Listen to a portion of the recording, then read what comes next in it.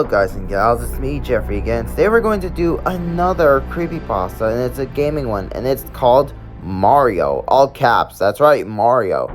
Now, description, it's a Super Mario World ROM hack creepypasta by Super Mario World W Central user named Adam. The patch is able to be downloaded and is made by the user Mario, whose avatar was a SMW Mario without a face, but the account is disabled, but used to be active. 1 month of no activity makes you inactive on SMW Central. Then they would post mysterious and eerie things every now and then. Up to this, they become inactive. So here's the story. So it all happened tonight of all nights, and I'm reading this word for word, by the way, by the story. So it all happened tonight of all nights. I was bored, honestly contemplating of what I thought I could do to waste time, so I chatted with people in the Super Mario World Central site. We had good times and shared a few laughs together out of boredom. I decided to patrol the hacks waiting to be moderated section. Seems like we had quite a bit, like almost 33 if I recall correctly. The first few hacks I saw when sorted them by date were a couple of really terrible ones, like with bad screenshots about. I naturally showed that these hacks and centralities currently on the Super Mario World Central. We were laughing at how bad some of them were. And then I got to a hack called Mario, all capitals. Just like that, nothing more, nothing less. The description was really odd. It was as if some Japanese hacker was trying to translate the original plot of the game and failed badly. So I showed this to Kiaran and he started laughing and read the follows. As you play the role of Super Mario Plumber, verify that you are beautiful Princess Totoro again. Bowser kidnapped the evil king. It is your job to save her. This hack includes 6 levels of very long. I dismissed this as someone trying to act Japanese and release a really crappy hack with some edits. That's what I thought it was at first. The title screen showed up, and curiously it got the best of me, so I downloaded the game. I didn't know what I was in for, since a single screenshot was just the title screen with nothing but the words Mario from the game title. And I thought it was a little odd here, there was no dates or anything either, as the hackers would usually place their names and dates in titles to mark the project was started. So when I opened this hack, I was greeted by 2 files. One was called 3007014, and a simple TXT file that was about 27 kilobytes in size, and the IPS file simply just called name Mario. For odd reason, I just wanted to see what this author of this hack had to say. But when I opened the hack in Notepad, right, there was nothing but indistinguishable symbols and letters and punctuation, sort of like how you open a ROM in text called like Notepad, for example. Seems like this author had really copied his ROM to TXT form really well, though I could be wrong. Taking a close look at the top of this file was mixed with gibberish, or gibberish, how you pronounce it. I found the only thing you'd look in English there. It said this. Here's what I found. Yoya J5HHYB 1 find me. To be honest, I couldn't know what this meant, so I decided to simply waste some of the time by figuring out what was in this file. So I was willing to bet no one would be able to make sense of it. I decided that my interest was growing steadily, so I steadily looked through the terribly disorganized download folder for a copy of a clean ROM, which I had to download a great deal of time before tonight unfolded with a IPS patcher. Of course, my job for the job was Lunar IPS. So then I proceeded to move the ROM and the file patcher to the folder with the hack. And I patched the ROM, not knowing what to expect next. So I quickly hurried to drag it to ZSNES and play what was to be terrible in the form of ROM image. So I noticed on the boot up that this author had taken the time to change the head of this hack really well instead of the usual Super Mario World challenge thing. So you see when booting up in the ROM in ZSNES, it just had the letters Mario there again. At this point, I gained a little bit of hope. So normally people with horrible half-ass edits to the ROM generally do not know how to change the header title. I thought I wasn't wasting my time with this, and my mood suddenly brightened at the thought of seeing the author had to offer in his little hack. The title loaded exactly what it would be with Super Mario World, except, like I said, capital Mario on the title earlier, and something else grabbed my attention too. It turns out that the unusual absence of layer number 3 of the tiles on the screen, it showed Mario's normal, bright, colored, and happy palette seems a little bit what we call dull.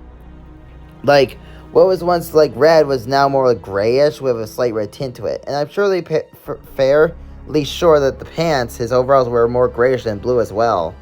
Like a less of a palette dulling. So I thought this was strange, and I decided, why did he have to decide to give Mario such a dull palette? Regardless, I had to know what the intentions were, so I felt like something was wrong. So not in the sense that the palette was bad, but the hack was empty. Like something had happened. Upon pressing start and selecting a new file, like all other countless Mario hacks I played in the past, there was just some sort of intro scheme that was just basically described the entirety of the plot in a single paragraph, just enough to fit into a small black box. I began reading, and for the most part, the message stayed the same. There was just one key factor that made it interesting. Apparently, the main antagonist of this hack was not Bowser at all, it was just Mario. The message reads as follows. And it said this: "Welcome to Dinosaur Land. In this strange land, we find out Princess Toadstool is missing again. Looks like Mario is at it again." Wait, what the? This was not the original message from the game, I thought to myself. Normally, I wasn't thinking of anything, seeing how this was over my 2 years at the game site, SMW Central. So I haven't played countless hacks and seen different intro messages, but this one stuck out. At this point, I definitely knew there was something odd about this hack. Upon letting the intro play, I started the level with the button on the controller, and I found out what this hack was about. Upon entering, it just seemed normal at first. All the paths were normal, but the names were different. And instead of Yoshi's house, it said Yoshi's. So the house part was gone entirely. So when I went in, this is what happened. I entered it out of curiosity, and when entered the house, it was not there. Like, it was just gone. No smoke, no fire, no birds, no treehouse, no nothing. And all that was left was a message box. And I decided to hit. Upon opening the message, it said this: binary code, which was just a ones and zeros signature Yoshi with a paw print or something like that, or a dinosaur footprint. It just said notepad. At this point, I don't really care how the hack was about to creep me out, but what yielded me was some sarcastic response. At least I expected it. Anyways, my interest level in this hack skyrocketed, along with it my paranoia. Oh boy, was I in for a fun surprise. So I head left, and going up was Yoshi's Island 1. The level labeled called Never Come Back. Now I thought things were gonna go all Kaizo death trap on me, but usually that is what people say in levels of their Kaizo hacks, to make sure the player doesn't go there. To my surprise, it wasn't that way, and I thought it would have been. Upon level 105, I was greeted by the insanely loud clown car sound that Bowser's flying vehicle makes right before Peach falls out. Of course, with my headphones being moderately high, the sound scared the living crap out of me, and which I wouldn't have happened if I wasn't so nervous beforehand. I decided that this time it would be best if I turned down the volume on my headphones, not to get anyone unpleasantly surprises such as that one. When I entered it, other than the music, it seemed like to be the same, just, no music though, except for the fact that the little Koopas were not there or anything, just the dragon coins and power-ups, but I couldn't touch any of them. I couldn't touch the Yoshi coins either. And the bonsai bills were gone too. It was strange, to be honest. So, did Mario do something previously in Dinosaur Land? Was this from Bowser's point of view? I quickly dismissed this latter option, but it seemed kind of stupid. But so left me thinking Mario at one point in time did something, but what? What did Mario do? My mind was nothing but rushing through things at this point, so I dismissed them and continued further into this level. And when I beat the level, I couldn't go down any pipe, so what kind of bullcrap was I playing here? So eventually I hit the message box and it said this. Being the idiot I am, I went and hit this box, and upon hitting it, I was greeted with familiar black box again. This message was edited and it said this: point of advice, I hate you. Now, I thought things were starting to get the vibe that the author was a sick, twisted, warped individual, and I was right about Mario doing something. At this point, I was basically rushing to get to the end of the level, so I just scurried by, and then I came across another box. Just said point of advice, nothing more, nothing less. So, the Yellow Switch Palace was fine, but going back to the Yoshi's house, there's nothing, just ocean and the ghost, nothing. So I entered the Switch Palace and everything was fine. But then when we go to to the other Yoshi's Island, like Yoshi's Island 2, this is where things got different, like the Trail of Koopas.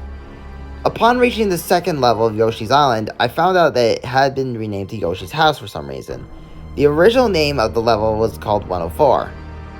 So I decided to enter and find that the palette had also been altered along with the background.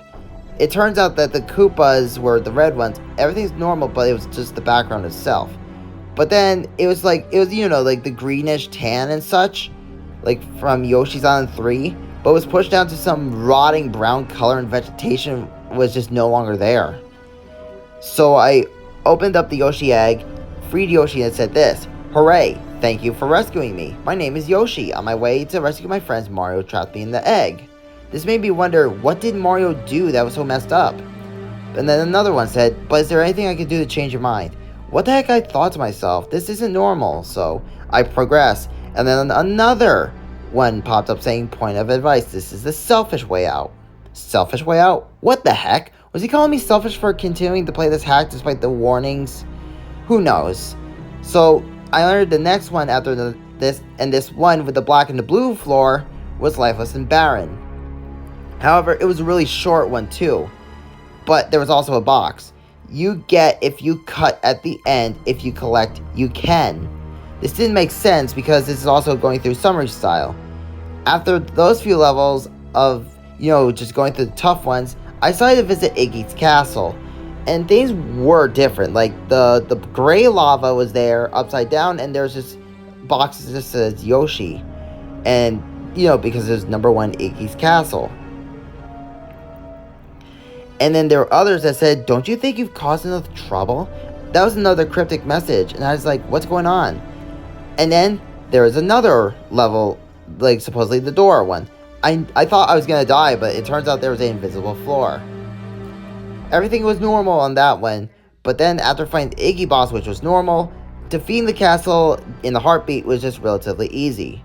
But then it kind of got really strange after destroying the castle, and it said this: "Victim number 1, eyeballs were unable to be found. The victim was found lying dead on our carpet. Cause of death unknown. Hand marks with unidentifiable fingerprints were found all over the corpse," like in a crime scene perspective.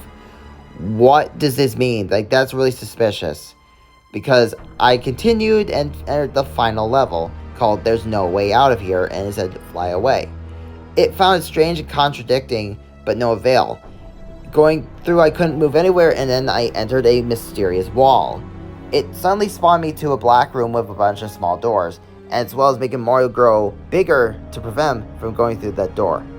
And then I had to make him go to, like, let's say the right, and he hit the wall, and he went through an invisible pipe. After that, the final one, called the Void, showed Mario, and you could do this with Yoshi too, showed him go down, but there's nothing. He couldn't die. It's just a block, like invisible block floor. I tried to look for a tunnel, and I found one, and he went down, and then the game just crashed. The aftermath showed that this really did not make any sense. So I tried to convert what this picture was about, and then again, I figured out what it was, because it was just Mario and Yoshi standing there. A scary picture popped up, and it showed that there was a picture that said "Find Me" called Victim Number 1. But in reality, that was just a red deep-fried filter of a rock star's face. Because the truth is, that was not really scary, it's just meant to scare the player. But it turns out it was not really real. But it makes you wonder, was this story really theoretically true? The answer is yes, because you could actually play this game and get it as a ROM file for, Super Mario World. I wanted to say in this kind of perspective because I usually talk about haunted gaming stories or creepypastas that Jeffrey's wrote, because I am Jeffrey and I've talked about stories that others haven't talked about, like for example Timothy the Ghost Engine, or like let's say for example other stories. So it's like I thought, why not talk about the Mario one in a different perspective.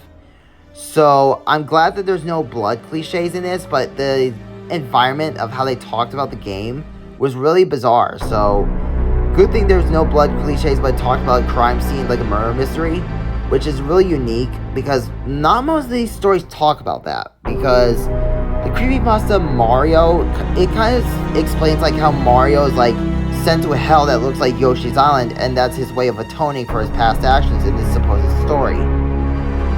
So what did we learn about this creepypasta? Is it real to play? Yeah, it is, but is the story true? Most likely, and it's very, very technical. I like to say technical because it's like it's got that very technology advice when it comes to, like, let's say you could make a game or even a ROM for a game that has its own little interesting elements.